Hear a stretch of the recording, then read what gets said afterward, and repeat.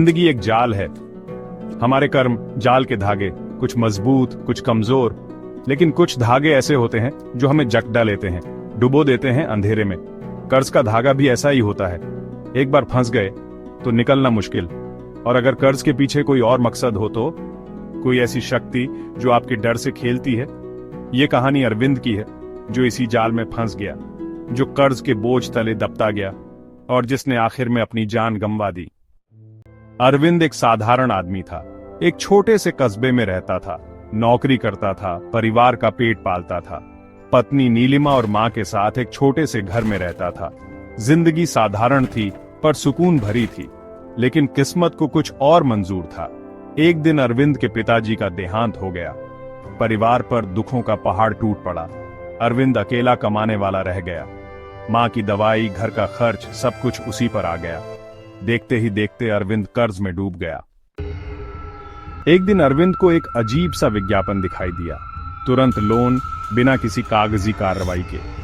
अरविंद को पहले तो यकीन नहीं हुआ, लेकिन कर्ज के बोझ तले दबे होने के कारण वह उस पते पर चला गया।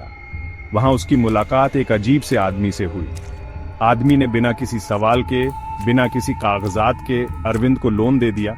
बस एक ही शर्त थी, किस्त समय पर चुकानी होगी, वरना अंजाम बुरा होगा।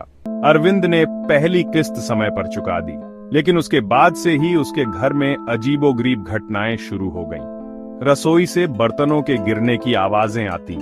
रात को दरवाजे अपने आप खुलते और बंद होते। नीलिमा को लगता था जैसे कोई उन्हें देख रहा है। अरविंद ने पहले तो इन बातों पर ध्यान नहीं दिया, लेकिन जैसे जैसे किस्तें चुकाता गया, डर बढ़ता गया। उसे समझ नहीं आ रहा था कि क्या हो रहा है। क्या यह सिर्फ उसका वहम था या फिर कुछ और। एक दिन अरविंद के पास पैसे कम पड़ गए। वह किस्त समय पर नहीं चुका पाया। उसी रात उसकी मां की अचानक मौत हो गई।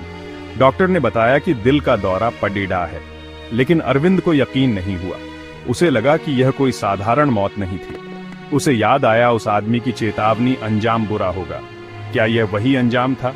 क्या उसकी मां को उस कर्ज की कीमत चुकानी पड़ी थी? मां की मौत के बाद घर में सन्नाटा छा गया। नीलिमा सदमे में थी।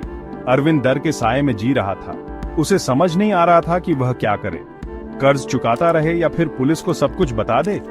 लेकिन पुलिस को क्या बताता कि उसे एक अजीब से आदमी ने बिना किसी कागजात के लोन दिया था और अब उसकी मां की मौत हो गई है।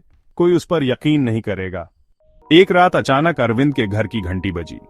बाहर वही अजीब सा आदमी खड़ा था। उसने अरविंद से कहा, "ये आखिरी किस्त है।" अरविंद डर गया। उसने आदमी से कहा कि उसके पास पैसे नहीं हैं। आदमी ने मुस्कुराते हुए कहा, "तुम्हें पैसे देने की जरूरत नहीं है, अब तुम खुद किस्त बनोगे।" अगली सुबह अरविंद मृत पाया गया। उसके चेहरे पर दहशत साफ झलक रही थी। दीवार पर खून से लिखा था, "अगली किस्त के लिए तैयार रहो। सस्ते लोन, खतरनाक सबक, हमेशा सतर्क रहें। हर कर्ज की एक कीमत होती है।"